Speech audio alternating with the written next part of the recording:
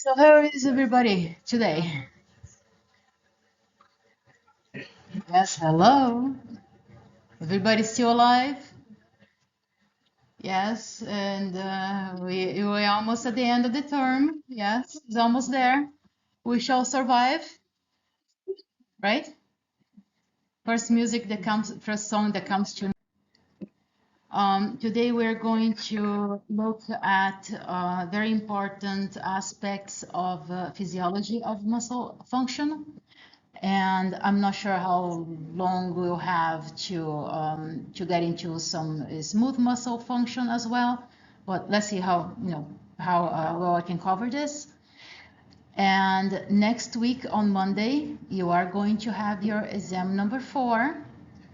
Yes, everybody's aware, right? Okay, so then after that, we are going to go into, well, actually by Wednesday, we are going to see muscle groups. Okay, so of course, I'm not going to tell you to be memorizing all the important muscles, just generalized muscle groups and where you find them. So nothing very much too specific. Okay, because you also have the lab and you can do that in the lab. I'm sure in the lab you're going to be asked a lot of muscle questions, right? So then after that, by next week and the remainder of the weeks, we are going to look at nervous system and have an overall idea of that tissue of central nervous system and peripheral nervous system. All right, so I did manage to upload the PowerPoint for today, and we do have a lot of iClicker points coming along. So here we were talking about, we left last time talking about triggering what happens when you trigger contraction. Then remember you have to have the action potential that is transmitted to the T-tubule, and that is going to open those voltage-gated calcium channels, and you're going to flood your muscles, your muscle fiber with calcium. And remember what the calcium is doing. There is a specific protein in the thin fiber. What is the name of that one? Actin. And then what is the protein that binds to it and has 3 binding sites? You know what I'm talking about? There's one that is filamentous, another one that has a small name and is binding the filamentous one to the actin. You should have those images in your head. What am I talking about? Troponin and tropomyosin, right? So calcium, which one is going to feel the difference in concentration of calcium?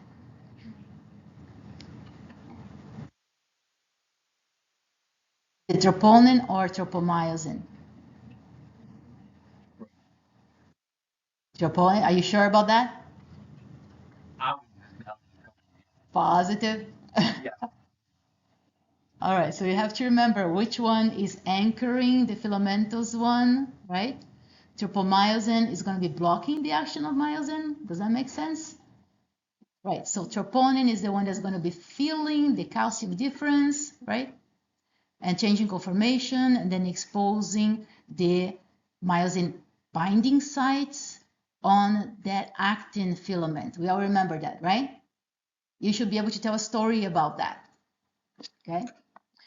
Okay, so we talked about this last time, right? The things that can happen at the neuromuscular junction and effects of certain correlations, clinical correlations. Right? We talked about this botulinum toxin. What is the modus operandi here? What is the mode of action of botulinum toxin? It's right there. It blocks what from happening?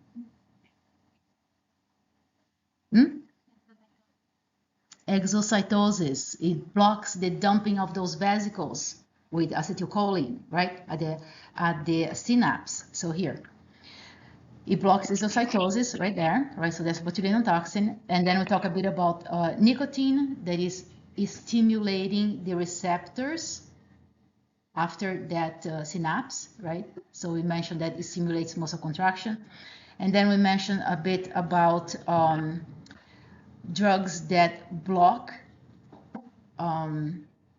the receptors, right? This curare blocks the receptors. And then there's another drug that blocks the enzyme that breaks down acetylcholine, right? Do you remember the name of the enzyme that breaks down acetylcholine? It's very important. Yeah, just put the A's at the end, right? And it should be right there too. Not there. Okay. So the things that block that enzyme, that's like sarin gas. Those were used for like biological weapons, right? And also organophosphates.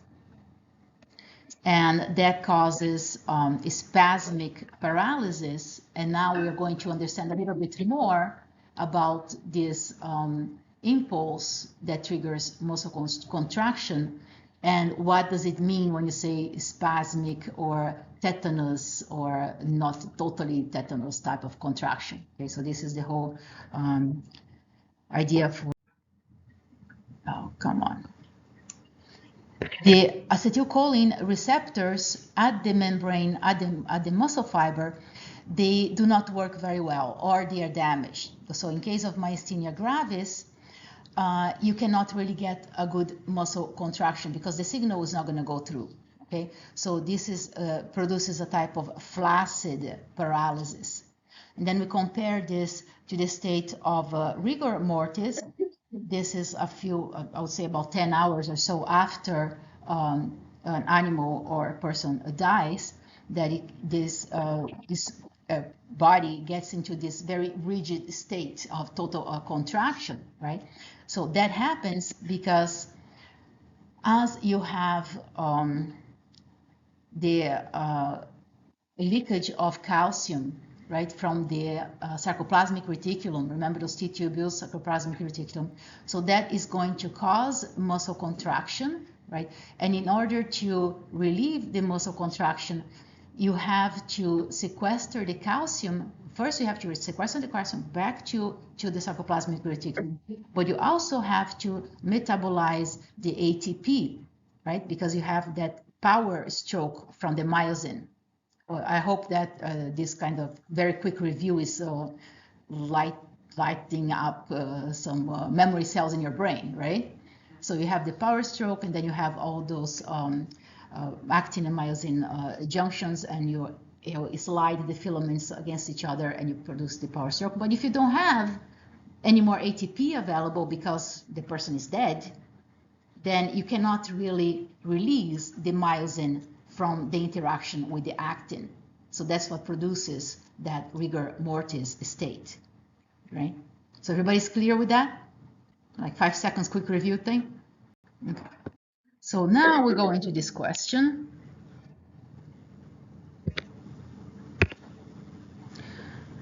And I just gave you the answer, so you should all be quick about it.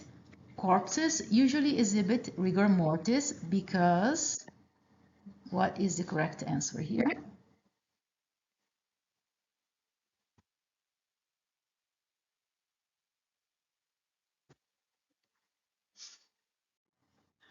I was looking at the wrong stuff over there. Okay, so most people got this one right. Lack of ATP hydrolysis prevents myosin head detachment from the actin. Although I did have some people saying A and some other people saying C. That's not true. Okay, make sure you understand what is happening here. Okay, if you don't, ask me or ask Farzo, it's probably by the authors that I have these concepts. So now looking at this whole muscle contraction, right? So what is happening here?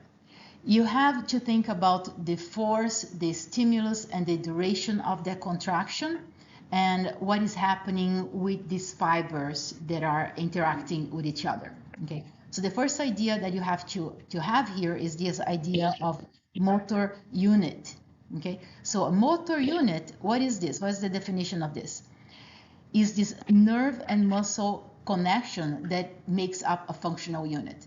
So when you look at your muscle fiber, right, your muscle cell, you know that is made up of all these myofibrils, right? And today we're also going to see how you can increase the number of myofibrils, right? So, but when you have these muscle fibers, they are innervated by this nerve coming from your spinal cord, right? And the idea that you have a specific nerve that is going to innervate this bunch of fibers is going to tell you that this is a functional unit. So you have a nerve connected to the fiber, and once you send a message to the nerve, that's going to contract the muscle. So that is the definition of your functional unit.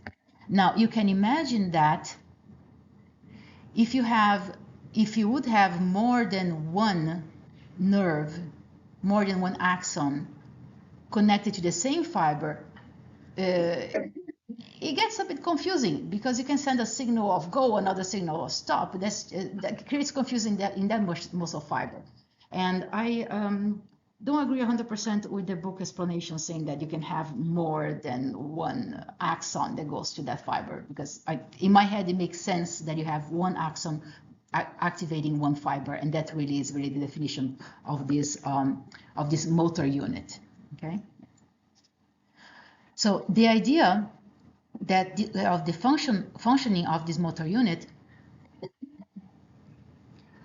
is that you're going to have muscles that respond differently to the stimuli that they are receiving. Okay, so you have all different types of fibers, and of course you have also all different types of muscle function, right? So it's important to keep in mind here that the size of the fiber has to do with how well that fiber responds to the nervous stimulus. Okay, the smaller the fiber, the better control you can have of it, and that makes sense. Like if you compare fibers of your fingers, for example, with a big muscle fiber of your leg, for example, you have a lot more fine control of your fingers than you have of your leg, right? I would assume, hopefully. Okay, so the smaller the fiber, the greater the control that you have over it. But also the strength of that muscle contraction is, of course, a lot different, right? So this is also what we're looking into in this PowerPoint. Okay. Oh, another question. Told you I'll be flooding you with extra points now. Here. Small, precise movements are controlled by what type of motor units? Just mentioned that. Right, so the answer here is small motor units. So small fibers, small motor units give you more control, precise control. Like we see here, right, you have branches of this unit that is spread throughout the muscle.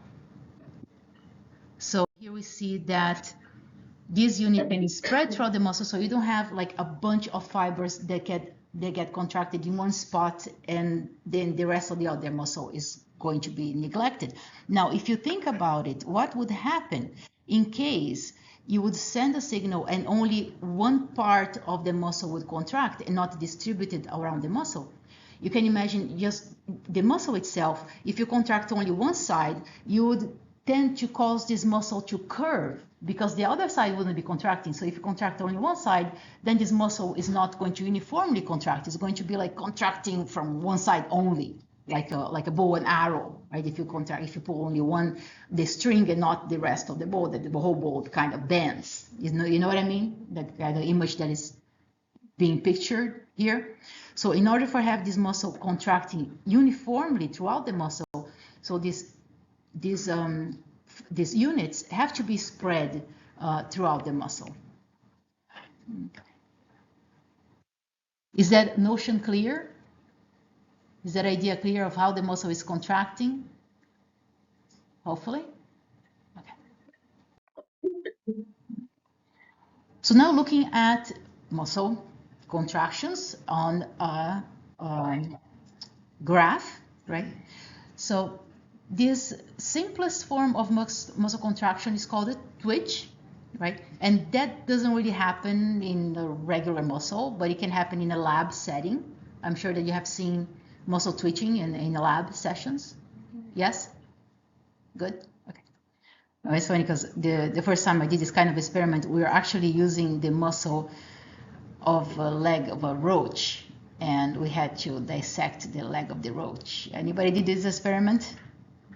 It is a bit disturbing, but it did work. That muscle was very responsive.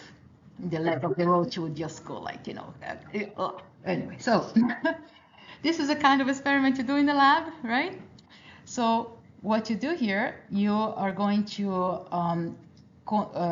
detect the electrical signal and how much that muscle is going to contract. Okay, so the graphing of that experiment is called a myogram. Okay, so what is this showing here, for example, is that when you send a signal, right, in this point 0 here, it takes a little time for the muscle to start contracting. Okay, and then different muscles are going to respond differently. Some muscles respond very, very fast, like for example, muscles in your eyes, right? They're meant to be very quick at responding. But then some other muscles, like this, what is saying here, deep muscle of the calf, it takes a longer time for this muscle to respond. It's not as quick as a movement of the eye type of thing. Okay, but then at the same time, this muscle that takes longer to respond also contracts for a longer period of time, and usually with more force, right? So here, some muscles are very quick, but they are not very strong, and then some other muscles take a longer time to start responding, but they might have, of course, different purposes, okay? So this idea of measuring muscle twitches can really give us a good explanation or a good graph of the differences between the different types of muscles, how quickly they respond, and to what kind of intensity they respond. Okay, so when you have a muscle twitch, first you notice here that the response of the muscle has a little gap between the stimulus and the response, right? And then once the muscle starts to contract, you have a contracting phase, and then you reach a maximum level of contraction, and then you have a relaxation phase, right? So that we see this same type of distribution when you look at each individual muscle response. So in the case here of your eye movement, so you have here, if you divide this in half,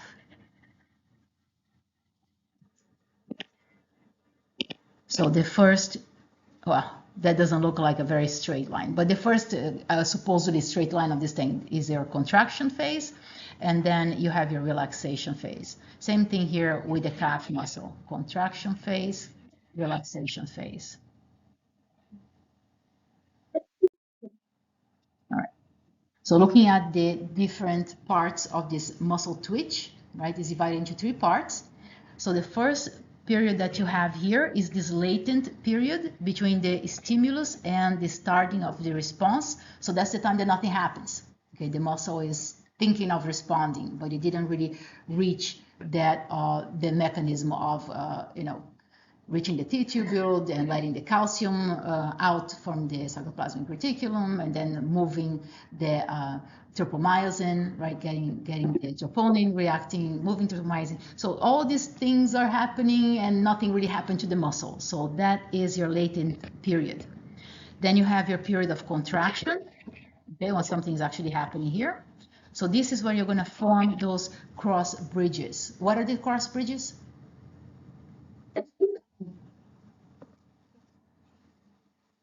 Remember actin, myosin to actin? That's the cross bridge. Okay. And of course, during the time, you're going to have increased tension. And then you're going to get to the time of relaxation, when calcium is going to be sequestered into the cytoplasmic reticulum. And how is it that is happening? How is the calcium going to go back to sarcoplasmic reticulum? Some kind of active transport, right? And how are you going to reestablish your resting membrane potential for the fiber, muscle fiber?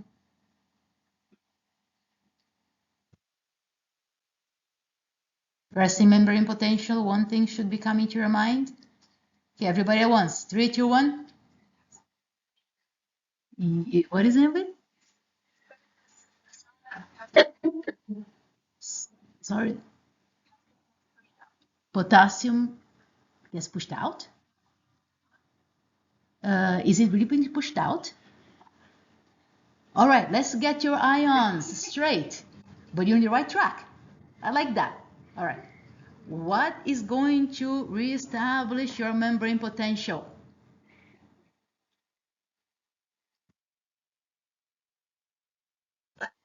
Yes. Say it with conviction. You're almost there, but we are getting the right ions. Would anybody like to correct that mechanism a little bit?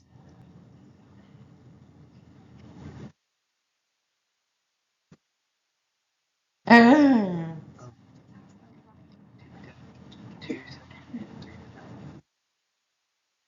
all right, we gotta get this pump right. Okay, everybody, what gets pushed out of the cell? First thing, what is the name of the pump?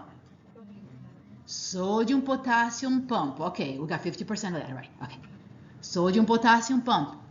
I'm gonna repeat it 100 times. By the time the semester is over, you're gonna leave the class saying sodium potassium pump, sodium potassium pump. It's never gonna leave your head again, like ever. That's how your neurons are gonna work. Sodium potassium pump, right? 3 sodiums get kicked where? Out, and 2 potassiums go in. Did everybody get that? 3 sodiums out, 2 potassiums in. And in order to do that, your pump is using what? ATP energy, right? 3 sodiums out, 2 potassiums in. All right, so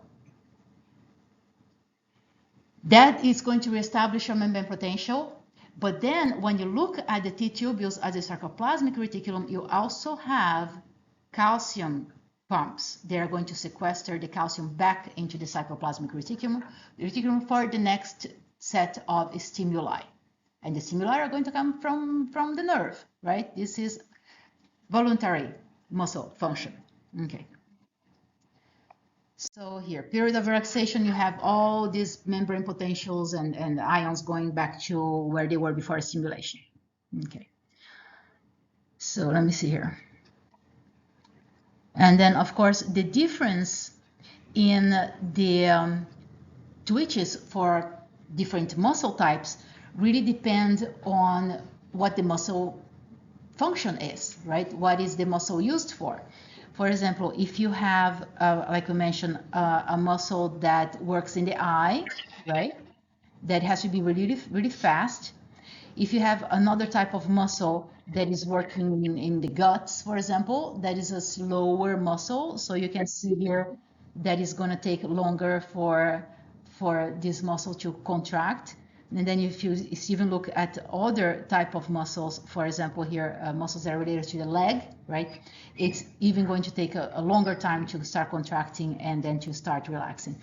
That depends on the metabolic properties of the muscle and also on how quickly those enzymes can do their jobs at their muscles, at the muscle site, okay? So that has to do with intrinsic properties of the muscles. Like what kind of fiber is there, what kind of enzyme is there, how quickly the enzyme does its work. So this is what gives you these differences in type of muscle contraction. Now, when you have these individual little contractions or individual twitches, so they don't add up. If you do a twitch and then muscle relaxes, so this is recovery time, right? So here, after the recovery time, when you have, your myosin away from the actin and you have your calcium all sequestered again. So this is what this line here means, back to steady state, okay? So then you send another stimulus and then you have your next stimulus. So and then recovery again, contraction, recovery. So if you give a little time in between these contractions, these twitches are just not going to add up. because they had the opportunity to recover before getting stimulated again. Okay, so what is going to happen here?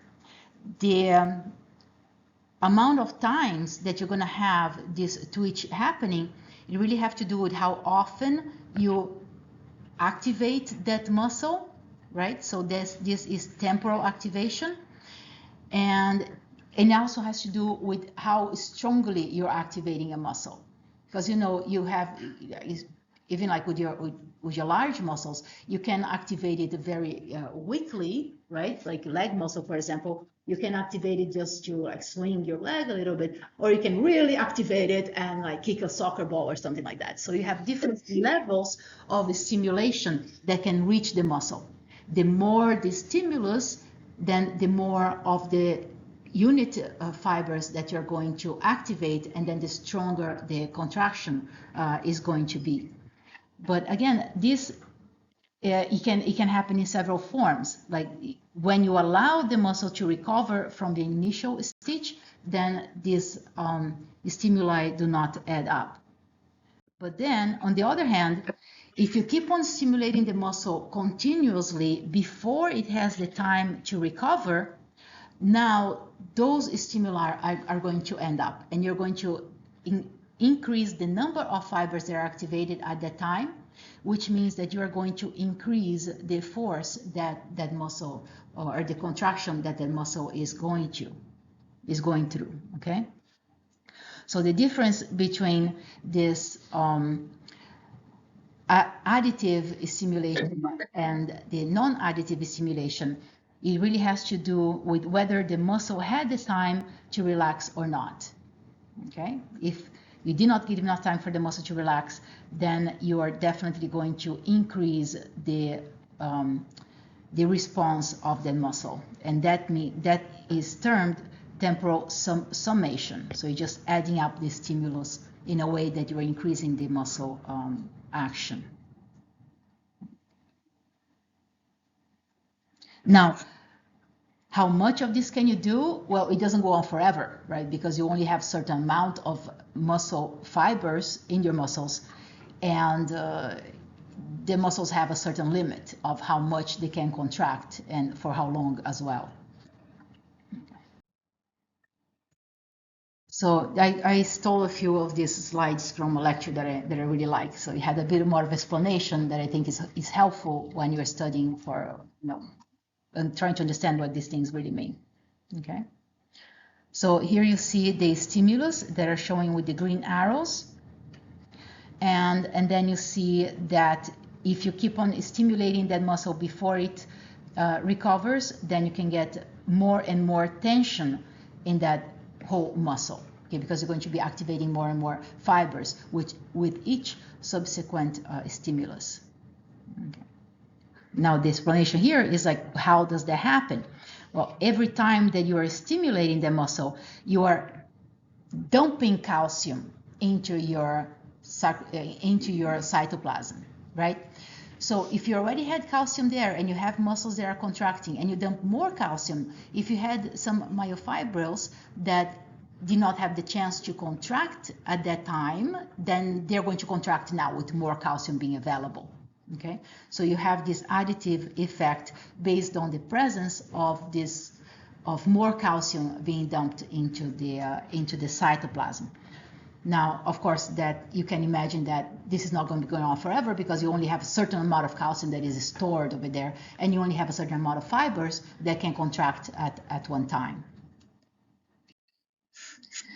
So this is the next thing that can happen when you're really trying to contract the muscle with almost all your force, but not total force, but almost all your force. You have this thing that is called unfused tetanus. You notice that first you have here stimulation and then contraction, stimulation, contraction, a lot of contraction, right? But now you keep on stimulating the muscle and you have this wobbly, this wavy type of pattern over here. Now, what is happening over there? Why do you have this type of oscillation in the contraction? Anybody want to take a guess? What's happening with the fibers there?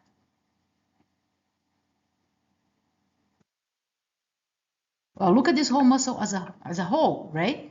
So most of the fibers are contracting, but then not all the fibers are going to contract at once.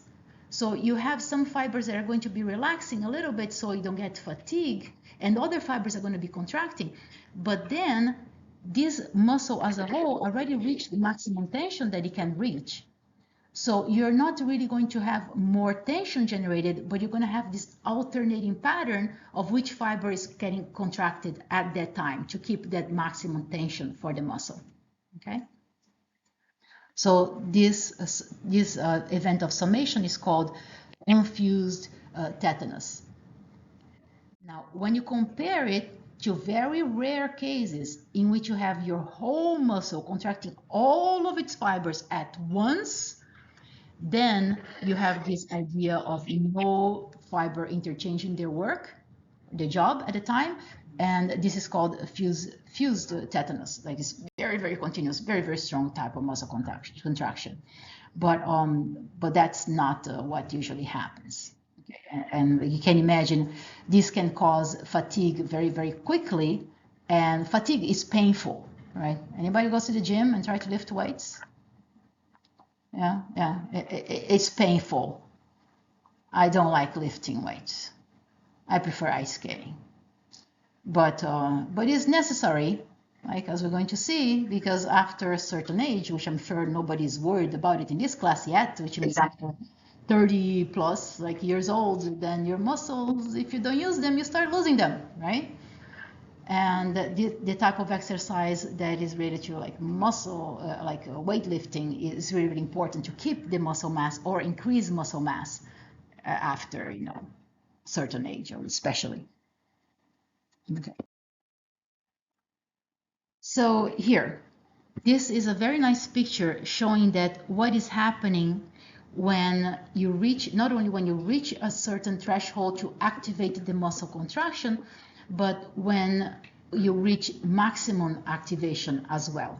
Okay, so there are some terms here that are also important to know. Okay, so you have here stimulus intensity, that is this top graph here, and then you have the response to the stimulus, that you have your muscle tension, what is happening with the muscle tension. Okay, so you notice here that before you can get any unit of this muscle to contract, you have to reach a certain threshold of stimulus. Okay, so this threshold stimulus is your first term here. Okay, so if you don't reach this threshold, then your muscle is not going to contract. So this is a situation where these two sectional depiction here of the muscle. Okay, so this is horizontal section of the muscle, coronal. So what is happening here? You give a little bit of a push and muscle doesn't care. And it's like if you try to compare that in terms of, you want to lift your arm. If you just think, I want to lift my arm, but you don't give enough push, and you're like, I'm trying, but you're not trying hard enough. It's like, but I'm really trying, but it's not moving. It's like, well, try a little harder, right? So before you reach the threshold, of course, the muscle is not going to move, okay? Now, once you get some fibers contracting, that is your threshold stimulus, okay? So this is strong enough to see some contraction, okay? So this is some observable contraction. And then you can really give it a lot of a push, a lot of a stimulus, and that is going to be called your maximum stimulus. And when you see here with your fibers, what is happening with the sliding fibers, right? The intercalation here of your myosin and your actin, interaction of the cross bridges. When you reach the maximum type of interaction here, that is really the maximum level of contraction that you can get with the muscle. It doesn't matter if you put more input, your muscle is not going to be able to contract more than its maximum tension. Okay? But then if you compare it to this lower side here, if you don't give it enough input to go over the threshold, then you're not really going to have any contraction.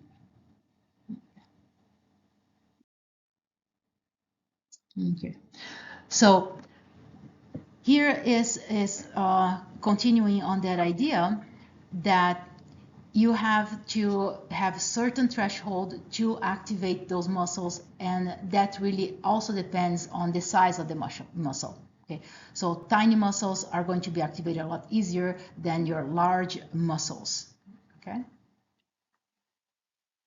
and then of course when you have a very large muscle, that's going to take a lot of input, but it's also going to give you more contraction force. Now keep in mind here, as we mentioned, that these motor units, they are going to be alternating on their contraction. So this is what is called asynchronicity, or they're contracting asynchronously.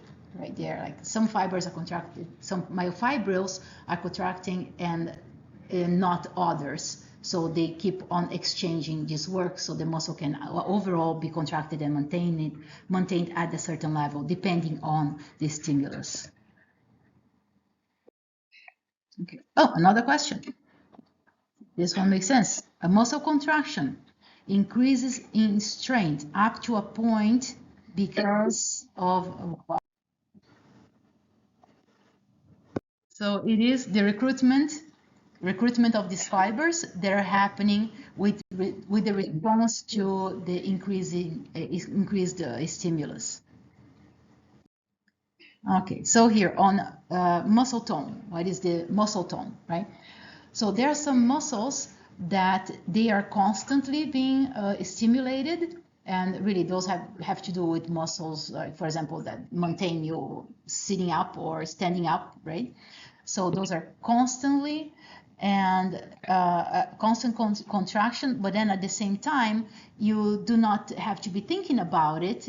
I mean, imagine if you're sitting and you have to be commanding or consciously thinking about contracting your back muscle so you don't fall off the chair. That would be kind of annoying, right?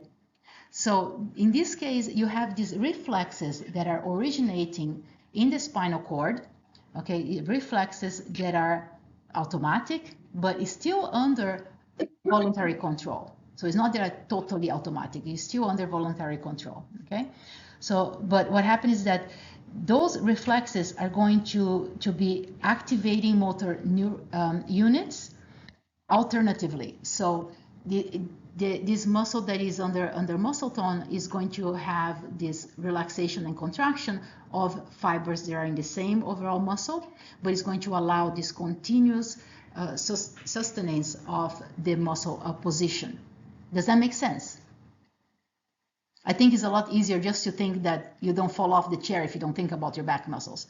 And then you think, how is it that you're not getting muscle fatigue in your back, right? Well, some of us actually do get, but not really, right? Why is it you're not getting muscle fatigue? Is because the fibers are really alternating which one is contracted at what time, okay? So muscle tone has to do with this alternating control of contraction.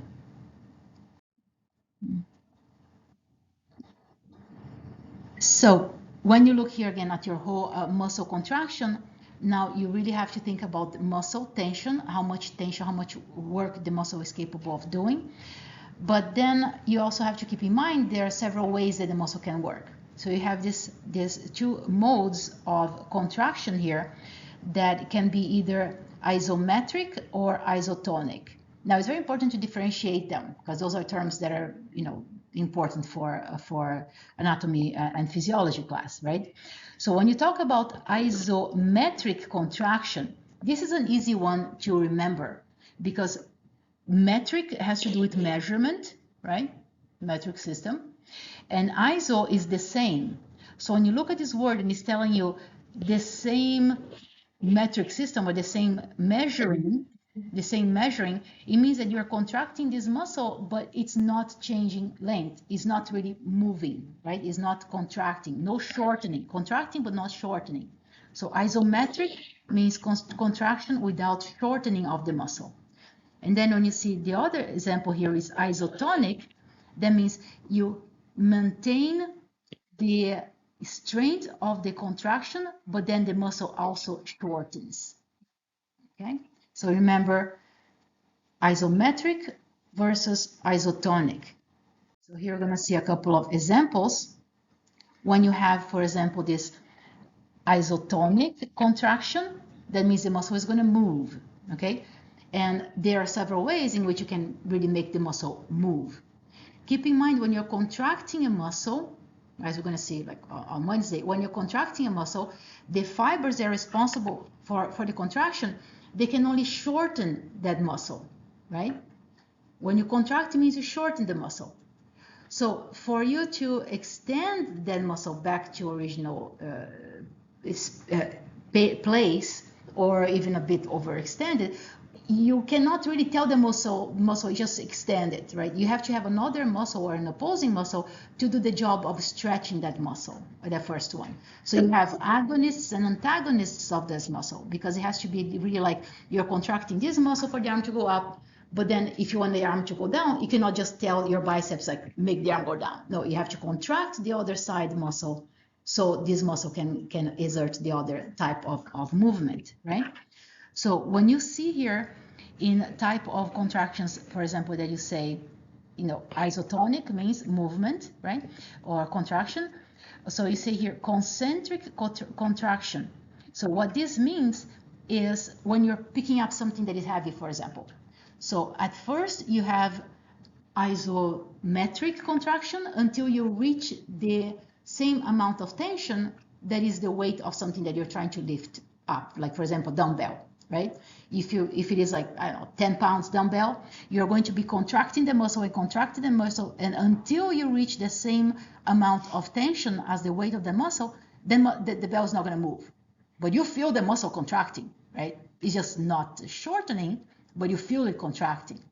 So that will be isometric. Now, once you move the thing, then it's called isotonic, and then move the thing like picking up something, picking up a heavy load, that is called concentric contraction. In comparison to that type of movement, if you're going to, for example, lay down the dumbbell back on the table, on the floor, then that is called eccentric contraction. So you still have to have control of both types of contractions, but when you go for this concentric contraction, you're really like putting a lot of force into lifting that thing. And when you're going for eccentric contraction, you're controlling your muscles in a way that you still have control of the overall contraction, but you don't just let it go all at once. If you just let it go all at once, the thing will just dump on the floor. And that's usually not the type of movement that you want to be controlling with this type of contractions, right? So when you talk about concentric contractions or eccentric contractions, those have to do with shortening of the muscle, and those are all isotonic types of contractions. Does that make sense?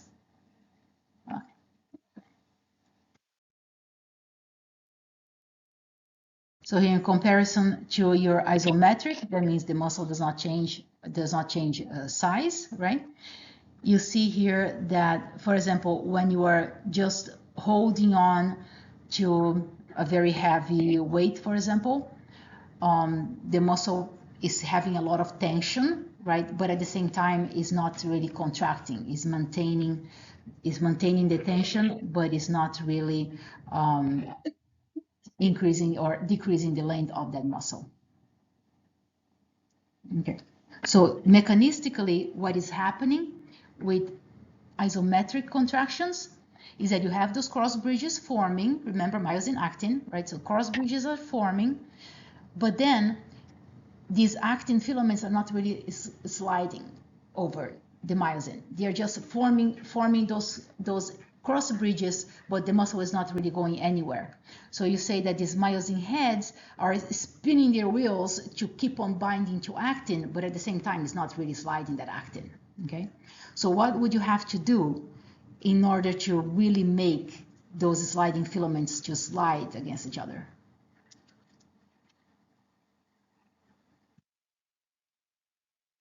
It's a practical question. What am I talking about?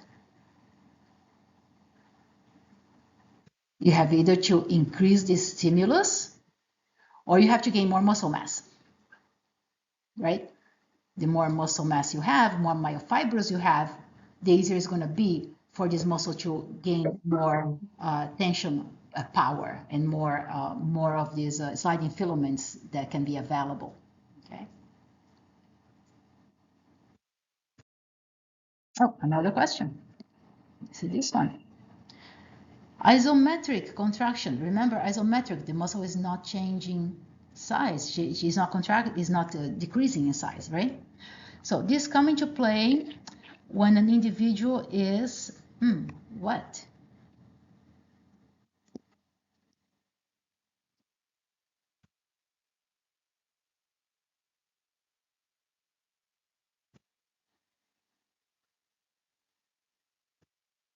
It's a bit of a, there's a bit of a tricky answer. Yeah, maintaining upright posture. Now, I have several people that said you're moving a heavy object. If you're moving the object, then the muscle is contracting, is not isometric, okay? If you're trying to move the object and the object doesn't move, then it is isometric. All right, so now we get to the fun part. Energy for muscle contraction. All right. So we know that ATP is the currency, energy currency of the cell, especially the muscle cell, right? So ATP is going to provide the energy for the muscle to contract, but then ATP can come in several forms. You can go with oxygen or without oxygen, right? So you can have anaerobic type of energy producing thing, or you can have aerobic type of energy producing setting, okay? So ATP definitely is going to provide the energy for the contraction, right? So when you do have the ATP available, you're going to be able to form those cross bridges. Not only ATP is important for making those cross bridges and power stroke, because you have to be hydrolyzing ATP and then replenishing ATP, right, for the power strokes. But ATP is going to be very important in putting the calcium back into the sarcoplasmic reticulum. Remember, calcium pumps, ATP driven. And of course, you're going to have to pump that sodium potassium pump to get your resting membrane potential. So without ATP, the muscle is not going to work. Okay? You absolutely have to get ATP in the muscle somehow. Now, the muscle, before it's activated, so a resting muscle, has only a certain concentration of ATP that is available all the time. Okay? So you have some stores of ATP, but if you start really exercising your muscle, you have only enough ATP to keep you moving the muscle for about 4 seconds. That's not much at all, right? So very, very short bursts of energy that you can use based on ATP storage in the muscle, okay? So ATP has to come from not only stored concentration in the muscle, but it has to be replenished. It has to be getting to the muscle, okay? So the muscle has this very interesting protein called creatine that can do a little trick to that ATP storage, okay? So what happens here is that creatine, and I'm sure that, you know, if you go to the gym and lift weights and everything, I'm sure you heard of creatine supplementation and this and that. I don't think that's necessary. Your muscle naturally has plenty of creatine, unless you have some genetic diseases or syndromes that would avoid or prevent you from producing that. But believe me, if you're going to the gym, you don't have those diseases. So most likely you do not need a creatine supplementation. And I always say this is like a way that these supplementation companies decide to, you know, make money out of you. So what do? You just go to the gym. Your muscles have plenty of creatine, right? What creatine does? Creatine, when your muscles are not contracting, it gets a phosphate. Okay, it gets a phosphate. So here you have, let's call it here, creatine is this protein right there. And then naturally it gets a phosphate attached to it. Now this bond, this covalent bond between creatine and phosphates is a very high energy bond. Okay? Is higher than ATP bond, even has more energy than ATP molecule. Okay, and that's important to know conceptually, because when you have this protein in your muscle and just sitting there, it gets plenty of phosphates. Okay, so when you start using up your muscle and you used up your ATP storage, which very quickly you're going to use it within like 4 seconds or so, now this guy is going to come into action because it has this high energy bond. So what it can do, it can go to the ADP that just lost the phosphate, and you can say, here, I will donate my phosphate to you because I am high energy and you are low energy, so I'll just give you my phosphate. Okay, so this is a shortcut to get some ATP back from ADP without going through glycolysis and without going through oxidative phosphorylation in a mitochondria. Okay, so it's a quick fix for quick energy of ATP back into action, just getting this phosphate from your creatine phosphate. Now, once the creatine phosphate donates that phosphate to the ADP, then it's just creatine, then it doesn't have the phosphate, right? All right, so this is important for quick energies for muscle contraction. Then you have your anaerobic pathways, means without usage of oxygen, and that just means glycolysis. Okay, glycolysis gives you a little bit of ATP and some lactic acid. We're going to see how, okay? But it's quick anaerobic type of energy supply. And then you have your aerobic pathway in which mitochondria are involved. But for that to happen, you have to have a good blood supply for the muscle. Okay, remember, muscle has a lot of myoglobin, that is this molecule that holds on to oxygen, right? That's why muscles are red, right? So it has myoglobin. Now, in order for your oxygen supply to be replenished in the muscle, that means you have to get the oxygen from somewhere, right? And there's going to be hemoglobin from the blood. But if you think about it, when you contract a muscle, you're also constricting the blood vessels that are close to that muscle. That means your supply of blood to the muscle, it's not really the greatest, okay? So there is this gap in the delivery of oxygen to the muscle depending on how often and how available that oxygen is really at the muscle site, okay? So let's look here what is happening with the muscles, how the muscles are using up energy, okay? So let's say here, when you have your muscles doing nothing or just resting, right? You're just like taking a little nap or something.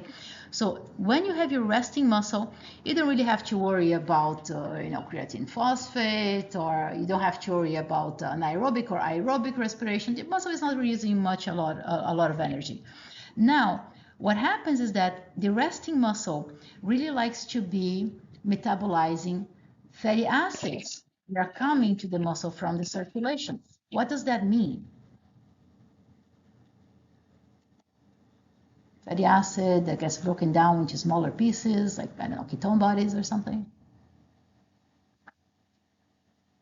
What does that mean, really? No clue?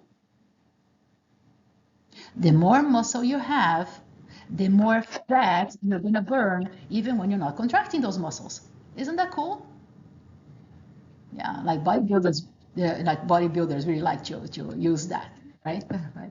Oh, I have a lot of muscle mass. I can eat more and have more fatty acids in my system, right? So muscle at rest likes to use fatty acids. You burn fat. Okay. Now, when you start to increase your activity, you contract the muscle. Okay. So the first type of energy, of course, you're going to use is available ATP, and then you're going to use your creatine phosphate, and then you're going to use anaerobic consumption of energy. Anaerobic respiration is not really respiration, but glycolysis. Okay, so you're going to use a stock of glucose to power up your muscle. But this is not involving your mitochondria yet, okay? Now, where is the glucose coming from? The muscle stores its glucose in form of glycogen, okay?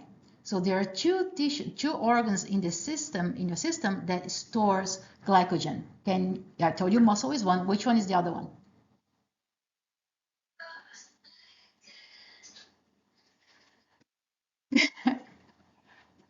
But that's not the right answer, though.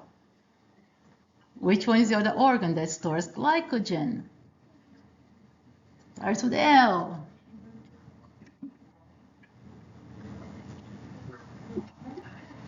Liver. Your liver stores glycogen. Okay? Very important. The liver is very altruistic. It means the liver is going to maintain your blood glucose level all throughout the body. It's going to donate sugar molecules when the body is kind of running low. What is the muscle going to do? It's going to take it. The muscle is selfish. It doesn't like to share its stores of glycogen, okay? So the muscle is going to pack up on that glycogen that it took from the glucose from the blood. Okay, it's going to pack up on glycogen and it's going to use it when it needs to go through anaerobic respiration and then later on to aerobic respiration. The liver keeps that store of glycogen because it can cut down glucose from there and use for its own purpose. Okay? Shouldn't you be curious to know what happens in these two mechanisms? Why is it that the muscle does not share any glucose storage with the rest of the organism? That's more of a biochemistry class, but if you are interested, I'll tell you, stop by my office. Okay. But anyway, the muscle has a storage of glycogen, so it has its own glucose, right? Now, when it runs out of it, it is going to, when it shifts from anaerobic to aerobic respiration, okay, so this here is aerobic, this one here is anaerobic. This is anaerobic respiration. Okay, so using glucose to get a little bit of ATP. So when you put oxygen back, okay, oxygen back into the muscle, then you can shift and go to aerobic respiration.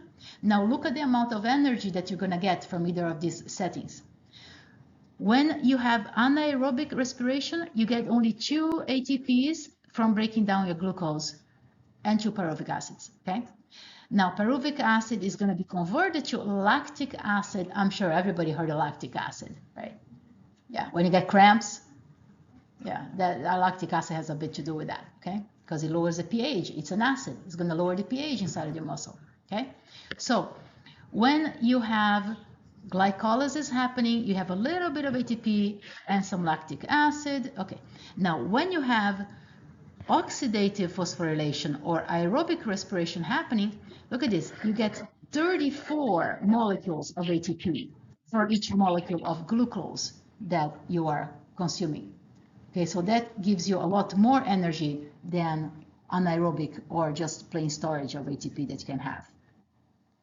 So here, just summary, you get your creatine phosphate that donates a phosphate to get the ATP. And here you have your glucose, glycolysis, and then here you have your aerobic type of respiration. Okay. So in terms of how much energy you can get out of these 3 sources of ATP, when you look at your storage ATP concentration, that will give you about 2 seconds, 4 seconds, even let's say 6 seconds at the most. Okay, of energy for muscle contraction. When you look at the storage of creatine phosphate, remember that thing has to have the phosphate, otherwise it's useless, right? When you look at creatine phosphate, you have about 15 seconds of usage time, okay, of continuous contraction. When you look at your store of glycogen, then you have about 2 minutes of contraction. Yeah, it's hidden behind this little thing here, but it's about 2 minutes of contraction on your anaerobic respiration.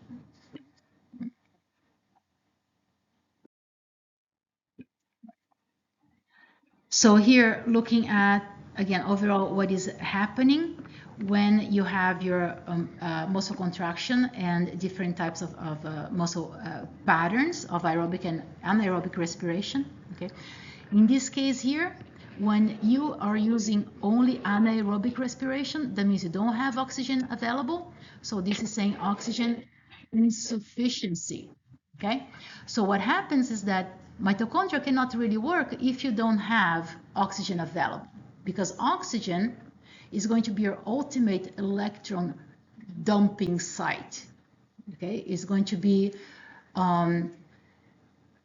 collecting all of those electrons that are pumping these membranes inside the mitochondria. You have to have an ultimate electron collector, but it is oxygen. If oxygen is not there, then you're doomed. Mitochondria cannot work.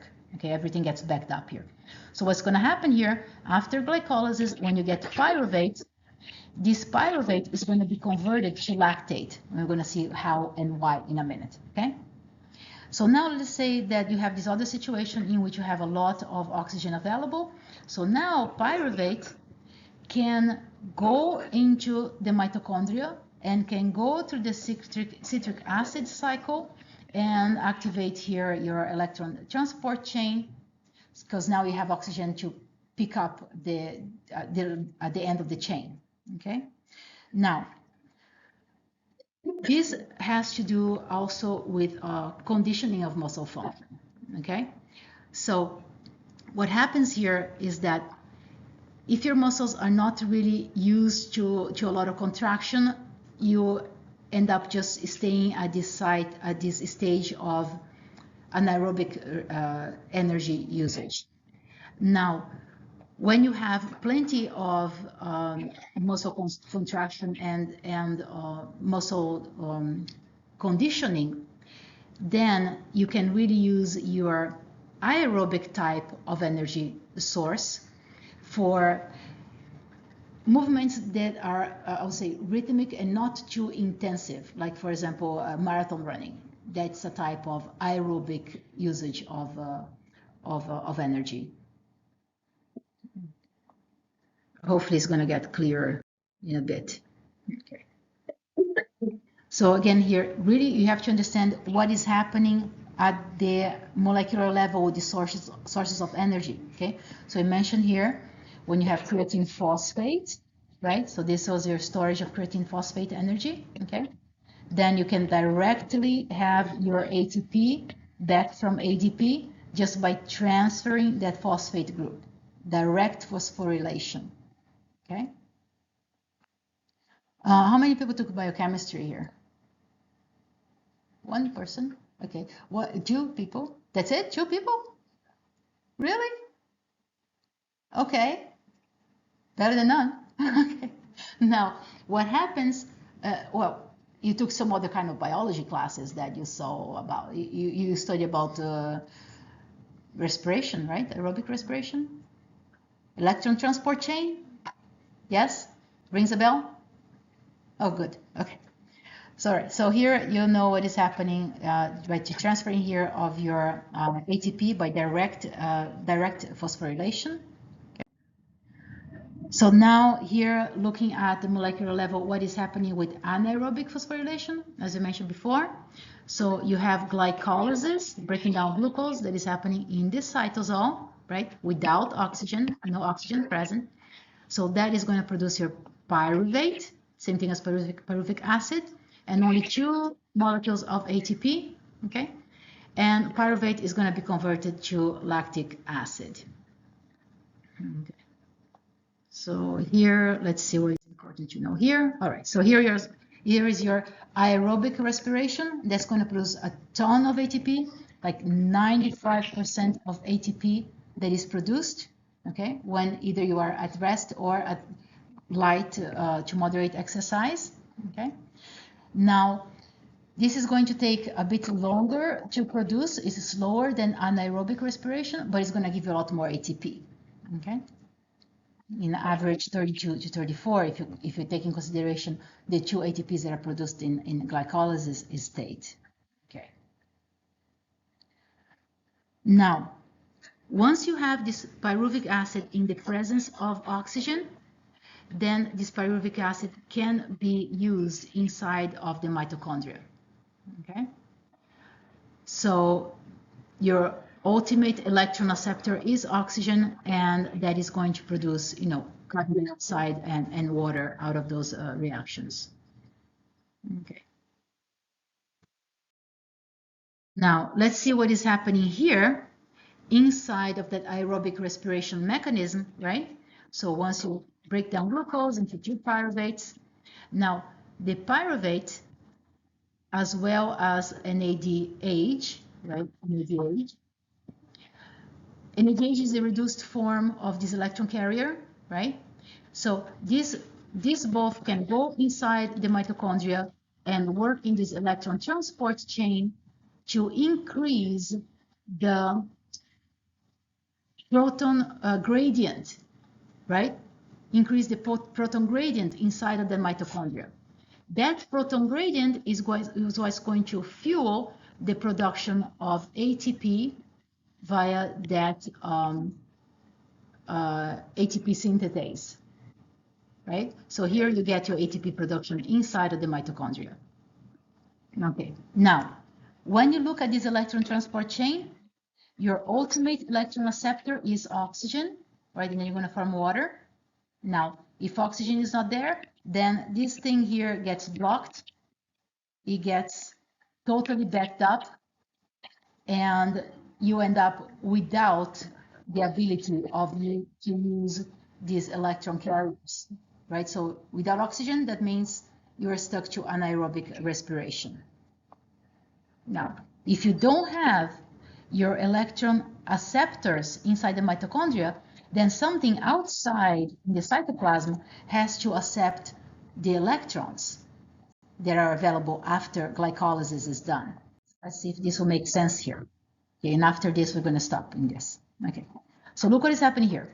When you have glycolysis, you're breaking down a 6-carbon molecule into 2 of 3-carbon molecule. Okay, in that process, you are going to reduce 2 electron carriers of NAD plus into NADH. Okay, now this NADH has to dump the electron somewhere else. Otherwise, glycolysis is not going to be possible. In the cytoplasm, the form that you need is NAD+. Okay, so what happens here in case of no oxygen, when you form pyruvate itself can pick up a couple of those electrons and become this sister molecule that is called lactate. Okay, so you see the double bond here, the carboxyl group? It gets broken to a hydroxyl group. So pyruvate picked up those electrons and restored NAD+ here. So now NAD+ can go back to the glycolysis and pick up another 2 electrons and keep this flow of formation of ATP going. Make sure you understand this process. Okay? Does that make sense? Does that make sense why you build up lactate when you have anaerobic respiration? Where is the lactate going to go? Out to the blood. Okay? All right, so we'll pick up from here.